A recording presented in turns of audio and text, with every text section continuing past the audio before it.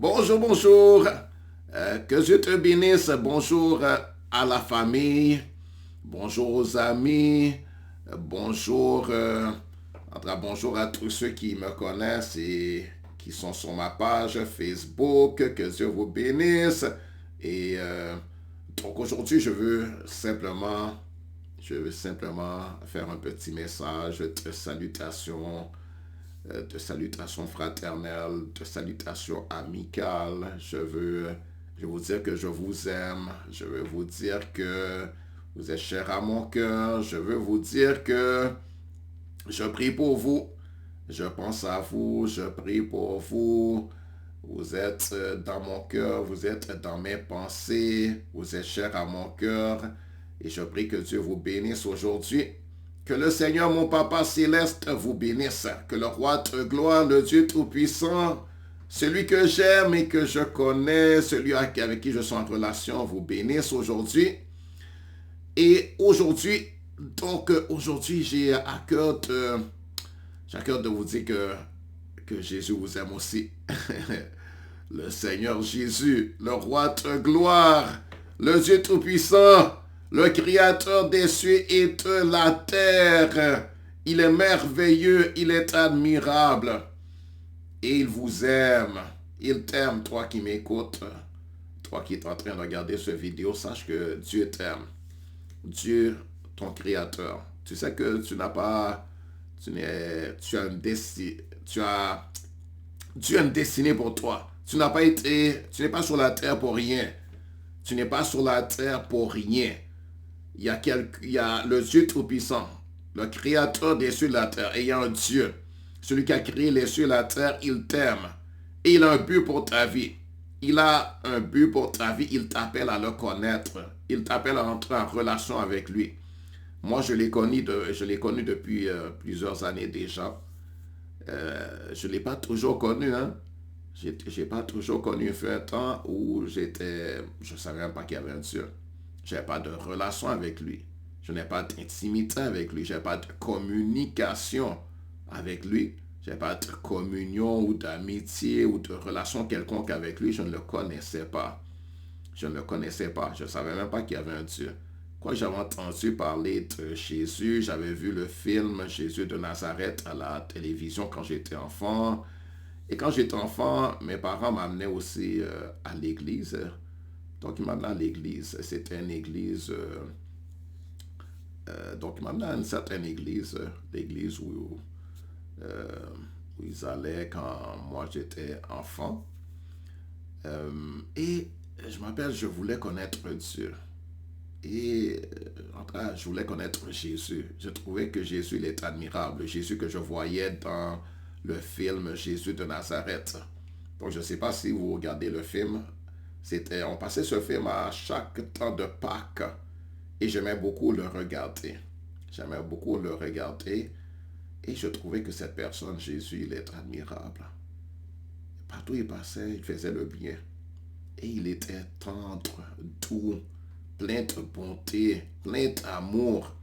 Et il parlait avec une douceur, avec amour, avec sagesse. Et moi, j'étais convaincu que, entre ce qu'il disait, c'était bon. Mais je ne savais pas comment, cependant, avoir une relation avec lui. Et mon père m'avait donné une petite Bible. Une Bible. Et même à l'école, je me rappelle qu'il y avait l'organisation des Gédéons. Après, j'avais reçu une Bible et dans la Bible, c'était écrit Gédéon. Donc, c'était une petite Bible avec le Nouveau Testament. Il n'y avait pas tout, mais il y avait le Nouveau Testament. C'est une petite Bible rouge, je me rappelle très bien. Et j'aimais cette petite Bible et je lisais un peu. Je lisais un peu, mais cependant, je savais même pas où commencer à lire. Et puis, bon, je lisais, mais je comprenais pas vraiment. J'aurais eu besoin de quelqu'un pour me guider. Et puis aussi, je ne savais pas prier. Je ne savais pas prier. Mes parents m'amenaient à l'église, mais ils ne m'enseignaient pas à prier. Ils m'ont jamais enseigné à prier. À l'église aussi, bon, j'étais un enfant, hein. J'étais un enfant, donc j'aurais eu besoin j'aurais besoin d'être dans la classe des enfants. Mais dans ce temps-là, bon, mes parents étaient tout le temps en retard. Mes parents étaient tout le temps en retard. Ils avaient une mauvaise habitude, la mauvaise habitude d'être en retard et très en retard. Et quand j'arrivais à l'église, on ne m'amenait pas à la classe des enfants. Moi, j'aurais aimé être à la classe des enfants avec des enfants comme moi et pour entendre le message dans le langage des enfants. Vous voyez, un enfant, ça peut un langage aussi élaboré que d'adulte. Et puis, parce que je ne comprenais pas le langage des adultes. Ils parlaient des mots que je ne comprenais pas. Ils disaient qu'il fallait se repentir. Bon, pas se repentir, il disait qu'il fallait se convertir. Et il ne parlait pas de... Moi, je ne comprenais pas vraiment le message. Et j'entendais surtout ce que moi j'entendais, c'est fais pas ci, fais pas ça. Et le pasteur, vraiment, il parlait beaucoup de fais pas ci, fais pas ça. Et je ne comprenais pas. Vraiment, j'aurais voulu savoir comment je peux avoir une relation avec ce Dieu-là dont on me parlait. Le Dieu de la Bible. Et Jésus, j'aurais voulu savoir comment je peux le connaître. Comment je peux établir cette relation. Hein? Comment je peux, moi, être dans les bonnes grâces d'être Dieu. Enfin, bon, dans ce temps-là, on ne dirait pas les bonnes grâces, c'est maintenant que j'utilise des mots compliqués, mais en tout cas, moi, j'aurais voulu savoir comment je peux avoir une relation avec Jésus, comment je peux être pardonné, comment je peux être sauvé, hein, comment je peux, je savais pas, comment je peux recevoir son amour, hein, le voir vraiment. Attends, je savais même pas, je savais pas prier. On m'avait pas enseigné à prier et donc mes parents, bon, j'étais dans la salle et puis vraiment, c'était pas clair du tout pour moi. Le message n'était pas clair. Et mais j'étais intéressé. J'aurais voulu savoir. J'aurais voulu savoir, mais j'étais aussi un enfant gêné. J'étais assez gêné. Bon, je n'étais pas gêné dans toute chose, mais à l'église, j'étais gêné. C'est comme, bon, tu sais, entouré de gens que tu connais pas. Moi, quand les gens, je ne les connaissais pas, j'étais pas tellement à l'aise pour leur parler. Puis en plus de cela, bon, aussi, on ne me parlait même pas dans l'église. J'étais là, puis j'étais juste assis à côté de mes parents. Et dans ce temps-là, je me rappelle, bon, je m'ennuyais un peu. Mais je voulais savoir, je voulais connaître Dieu. J'aurais voulu avoir une relation avec lui. J'aurais voulu avoir une relation avec lui. Donc, moi, je pense que parmi ceux qui m'écoutent ici, il y a des gens ici qui aimeraient avoir une relation avec Dieu. N'aimerais-tu pas avoir une relation avec le Créateur des cieux et de la terre? Moi, je te dis qu'il est réel. Hein, moi, je te dis maintenant, moi, je le connais personnellement. J'ai une relation avec lui. C'est magnifique. C'est une relation d'amitié. C'est une relation de partenariat. C'est une relation filiale même parce que il est devenu mon papa. Et je veux te dire qu'il veut devenir ton papa. Il veut être un père pour toi. Vraiment t'adopter. Faire de toi son enfant d'adoption. Il veut faire de toi son enfant, son héritier donc. Son enfant. Il veut que tu aies une relation personnelle et intime avec lui. Dieu parle. Il a une bouche pour parler. Vous voyez, Dieu a pris la forme d'un homme et il est venu comme Jésus. Donc Dieu, ça veut dire que Dieu a une personnalité. Il a un caractère. Regarde à Jésus et tu verras son caractère. Regarde à Jésus et tu verras le genre de cœur qu'il a. Regarde à Jésus et regarde Jésus faire. Regarde Jésus parler. Entends les paroles de sa bouche, ou bien va lire les paroles de sa bouche dans le Nouveau Testament, dans les évangiles, ce qu'on appelle les évangiles, et tu verras les paroles de sa bouche. Tu verras comment il parle, ce qu'il dit, comment il s'exprime, les sentiments de son cœur. Parce que quand quelqu'un parle, tu peux voir ses sentiments. Tu peux voir ce qu'il pense de toi. Tu peux voir s'il a l'amour dans son cœur ou non, n'est-ce pas? Et moi, j'ai entendu Jésus dans la Bible qui dit, venez à moi, vous tous qui êtes fatigués et chargés, et je vous donnerai du repos. Jésus a dit, Dieu a tellement aimé le monde qu'il a donné son Fils unique afin que quiconque croit en lui ne périsse point, mais qu'il ait la vie éternelle. Jésus a dit que, Jésus a dit dans Jean chapitre 3 que Dieu veut devenir un père pour nous. Il nous parle, il y a un monsieur qui s'appelle Nicodème. Il y a un homme, ce monsieur-là, c'était un un chef des pharisiens. C'est un chef des Juifs, un des chefs religieux, un de ceux-là qui enseignaient le peuple la parole de Dieu. Et il était venu à Jésus parce qu'il a vu en Jésus une personne magnifique. Il a vu que Jésus faisait des miracles. Il a dit à Jésus, personne ne peut faire les miracles que tu fais si Dieu n'est avec lui. Donc il avait compris que les paroles de Jésus, c'est des paroles de vie. C'est des paroles de sagesse, c'est la sagesse même. Et il a vu que Dieu est avec Jésus. Il n'a pas compris que Jésus était Dieu lui-même, n'est-ce pas? Mais il a compris au moins que ça, c'est un envoyé de Dieu, un prophète de Dieu, une personne qui parle la vérité, une personne digne d'être entendue, d'être reçue, digne que vraiment qu'on lui fasse confiance. Et il voulait entendre les paroles de Jésus. Et il est venu à Jésus de nuit. Donc, parce qu'il faisait partie d'un groupe de gens qui, eux, ils étaient en opposition avec Jésus. Et ils cherchaient querelle à Jésus pour rien. Jésus, partout où il passait, il guérissait les gens. Il guérissait les gens de toute forme de maladie, de toute forme d'infirmité. Gratuitement, hein? Gratuitement. Il était là et sa parole apportait la guérison. Le toucher de Jésus même apportait la guérison. Jésus touchait les gens et les gens étaient guéris. Jésus parlait et ses paroles étaient des paroles de consolation, des paroles qui apportent la guérison à l'âme, des paroles qui changeaient la vie de ces gens et ils voyaient que Dieu les aime. Et ces paroles-là avaient un grand effet sur eux, sur leur être intérieur. Et c'était des paroles de vie. Parce que la parole de Jésus, c'est des paroles de vie, c'est des paroles vraiment, ça nous délivre. C'est des paroles qui apportent la paix, la réconciliation. Et Jésus aussi guérissait les corps humains de toute forme de maladie physique qui pouvait exister. Jésus même ouvrait les yeux des gens qui avaient été aveugles de naissance. Jésus ouvrait les oreilles de ceux qui avaient été sourds, qui souffraient de la surdité. Il guérissait aussi de toute forme d'infirmité. Jésus guérissait les gens de maladies causées par des bactéries ou des virus ou des parasites comme la lèpre. Jésus les guérissait. Et on a même vu Jésus ressusciter les morts. Par exemple, Lazare était mort pendant 3 jours. Et Jésus l'a ressuscité par la parole de sa bouche. Il a parlé à Lazare qui était mort depuis 4 jours. Et il a dit, Lazare, sors! Et celui qui était mort a repris vie. Donc la parole de Jésus a ressuscité quelqu'un qui était mort depuis 4 jours. La vie est rentrée dans cette personne en un instant.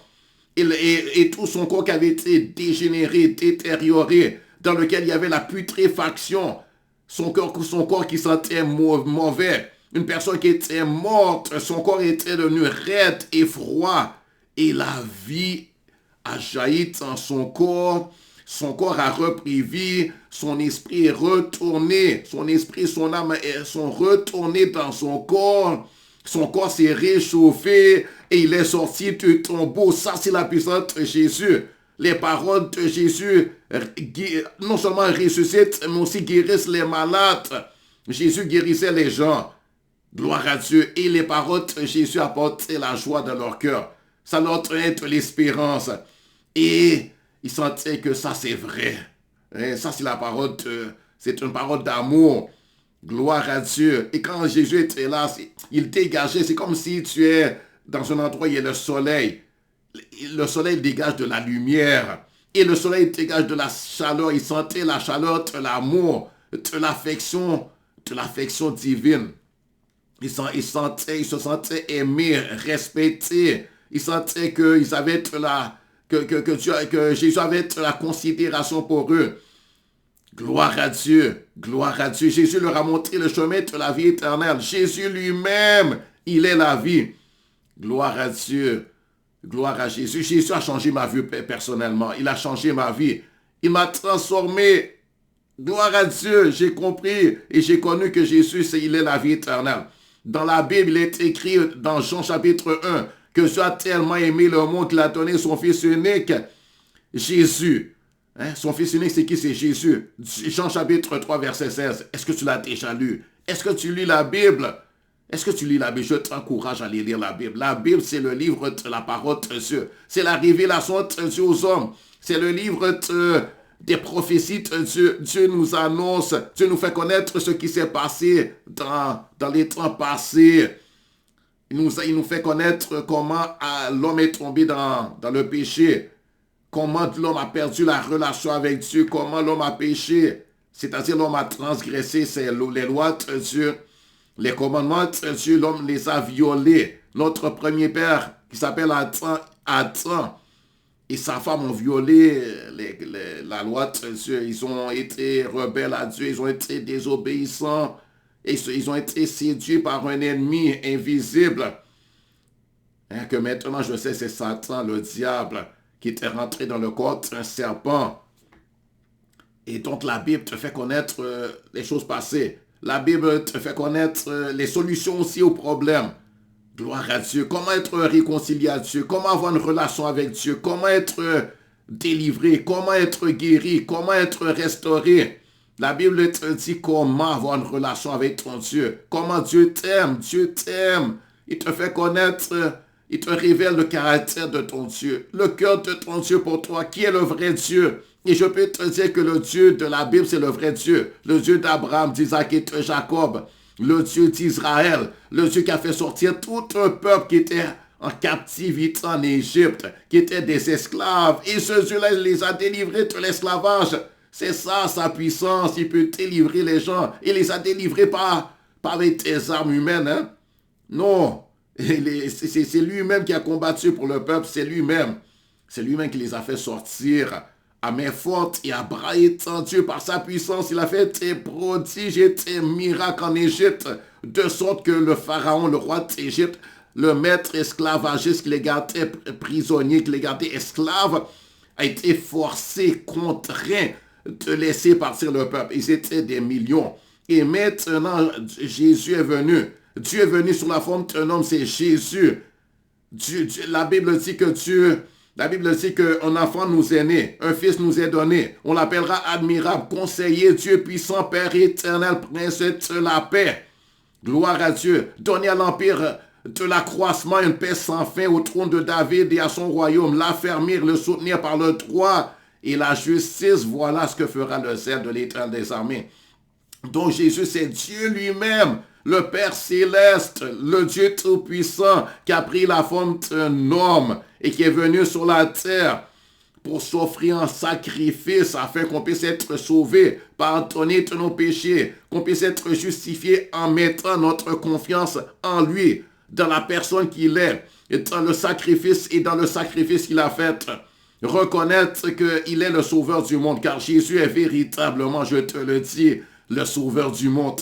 Il a changé ma vie. Il a changé la vie de millions d'autres personnes. Gloire à Dieu. Gloire au Seigneur. Mets ta confiance en Jésus. La Bible dit que Dieu nous a donné le pouvoir de devenir enfants de Dieu. Va le lire dans Jean chapitre 1. Tu peux le lire par toi-même. Dieu nous a donné le pouvoir de devenir enfants de Dieu. Et Jésus a dit qu'il nous faut naître de nouveau. Naître d'eau et d'esprit. L'eau ici, c'est la parole de Dieu. La parole de Dieu, c'est comme de l'eau. Quand tu entends la parole, la foi peut venir dans ton cœur. Et la foi qui vient de ce que tu entends qui vient de la parole de Dieu. La parole que je te dis, c'est la parole de vie. C'est la parole de Dieu lui-même. C'est la parole de Dieu. Va lire la Bible. Et moi, je viens maintenant t'adresser ce message pour te dire, crois au Seigneur Jésus. Crois au Seigneur Jésus, le sauveur du monde, le libérateur des âmes, celui qui peut te délivrer, te sauver, te permettre d'être réconcilié à Dieu, celui qui t'a tellement aimé qu'il a donné sa vie en sacrifice afin que tu ne périsses pas, mais que tu aies la vie éternelle. Tu peux devenir enfant de Dieu aujourd'hui même. Suffit que tu veuilles bien reconnaître tes péchés, croire dans ce Jésus-là, le sauveur du monde, Dieu lui-même, et ne pas être indifférent, ne pas le rejeter, ne pas dire j'ai pas besoin de lui. Oui, tu as besoin de lui. Oui, tu as besoin de Jésus, tu as besoin de Dieu et tu as besoin d'être réconcilié à Dieu. Tu as besoin d'être de pardon. Tu es coupable de péché. Tu as fait ce qui est mal. Tu as péché, tu as menti, tu as triché. Est-ce qu'il t'est arrivé de te mentir? Est-ce qu'il t'est arrivé de tricher? Est-ce que tu as désobéi à Dieu? Est-ce que tu as désobéi à tes parents? Est-ce que tu as transgressé les lois du gouvernement? Hein? Est-ce que tu as fait ce qui est mal? Ou bien es-tu irréprochable? Es-tu parfait? Il n'y a personne de parfait. On n'est pas irréprochable, on n'est pas sans péché. On a tous péché de différentes façons. On a tous fait ce qui est mal. Toi-même, tu sais que tu es coupable. Toi-même, tu sais que tu as fait des choses honteuses, des choses qui méritent châtiment, des choses que tu ne voudrais pas qu'on sache que tu as faites. Et Dieu, il a vu. Les autres yeux aussi ont vu. Même le diable, l'accusateur, celui qui te déteste, le diable, les témoins, les êtres invisibles qui sont nos ennemis, ont vu aussi, sont témoins de ce que tu as fait. Tu as péché. Tu as menti, trompé, triché, volé. Tu as été égoïste, tu as été orgueilleux, tu as été incrédule. Tout ça, c'est péché. Tu as péché. Tu as violé les lois de Dieu, ses commandements, hein, que tu étais conscient ou pas. Même si que tu connaissais la loi ou pas, tu as péché. Tu as violé la loi. Tu as fait ce qui est mal. Hein, tu as été rebelle à Dieu. Tu l'as méprisé, ignoré. Maintenant, je te parle de cela, mais je pense que peut-être, probablement, tu as déjà entendu, mais tu n'as pas écouté. Hein, tu l'as ignoré, tu as dit, bon, pas maintenant, peut-être.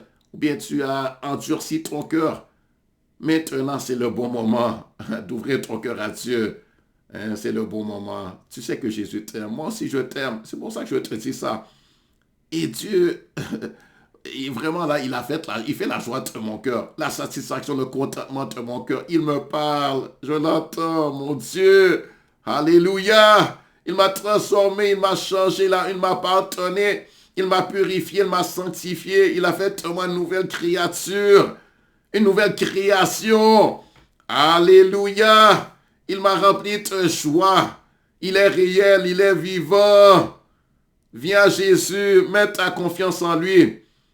Si tu veux, hein, fais cette prière avec moi. Dis Jésus, je veux te connaître.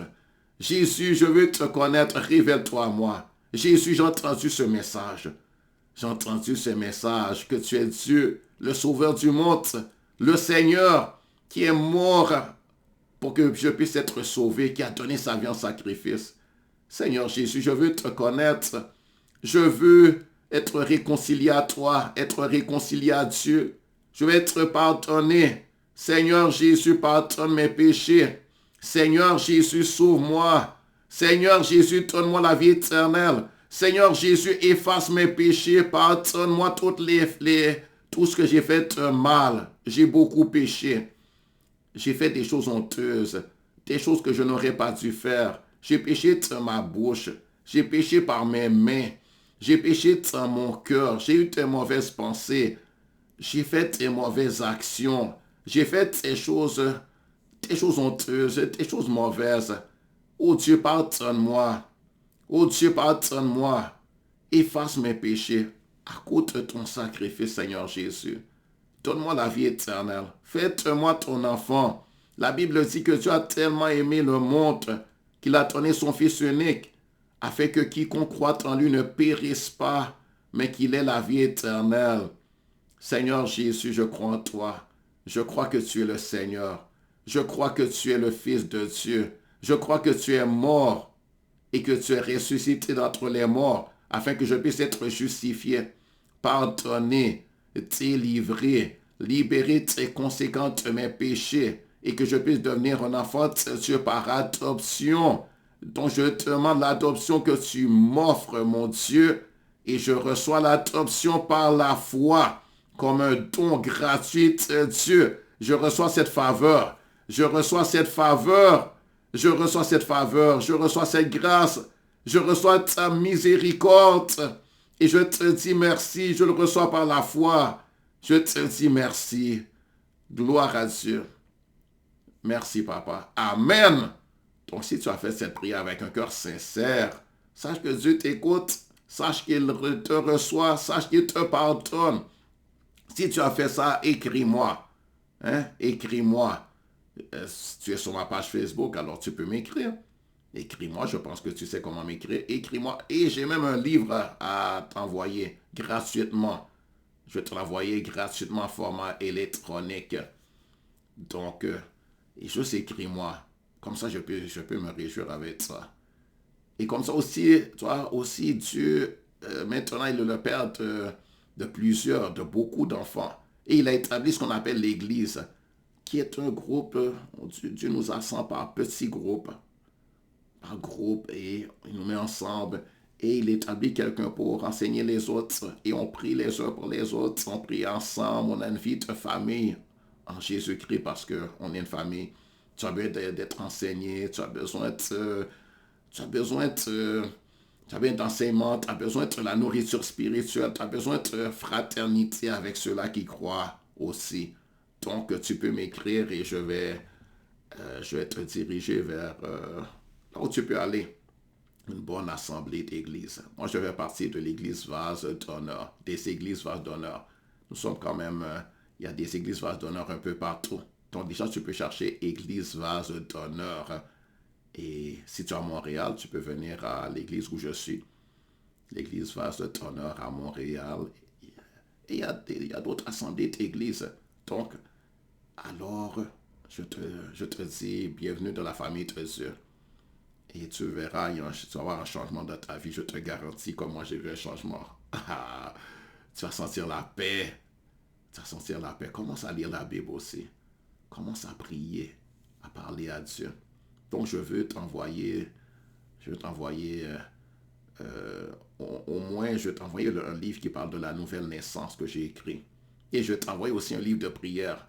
C'est très important de savoir prier. Prier, c'est communiquer avec Dieu, lui parler afin de s'exprimer à lui pour demander et recevoir. Jésus avait dit à ses disciples, voici comment vous devez prier. Notre Père qui est aux cieux, que ton nom soit sanctifié, que ton règne vienne, que ta volonté soit faite sur la terre comme au ciel. Je vais t'expliquer comment prier. Ça, c'est en passant, c'est pas une prière pour faire une récitation. Hein? La prière, c'est pas de faire des récitations. Mais la prière, c'est de parler à Dieu, s'adresser à lui, communier avec lui comme on parle à quelqu'un. Hein, c'est pas de faire c'est pas de faire des récitations comme juste répéter comme un robot. On n'est pas des robots. Hein, Dieu, c'est une personne avec qui tu as une relation. C'est celui qui nous a donné une bouche. Lui-même, il a une personnalité, un caractère, une bouche pour parler. D'ailleurs, toi, Jésus, il était sur la terre. Tu as vu comment il est? Et puis voici comment est Dieu. N'est-ce pas? C'est une personne. Mais c'est une personne plus grande que nous, n'est-ce pas, en termes de, il est bien plus puissant, il a des capacités que toi, tu n'as pas, mais c'est une personne, il nous a fait à son image, à sa ressemblance, donc tu peux lui parler. Il a des oreilles pour entendre, un cœur pour comprendre, n'est-ce pas? Et il est puissant. Il va te parler aussi, il va te répondre, il va agir pour toi. Il va agir pour toi, donc mets-toi à l'aise avec lui. Donc je vais aussi t'envoyer gratuitement un livre sur la prière. J'ai écrit Dieu m'a fait la grâce d'écrire quelques livres, donc je veux bien te les offrir tout à fait gratuit. Hein. Tout à fait gratuit, c'est juste pour... je vais partager avec toi ce que j'ai reçu de Dieu. Donc que Dieu te bénisse et donc à la prochaine. Au revoir. C'était Mario.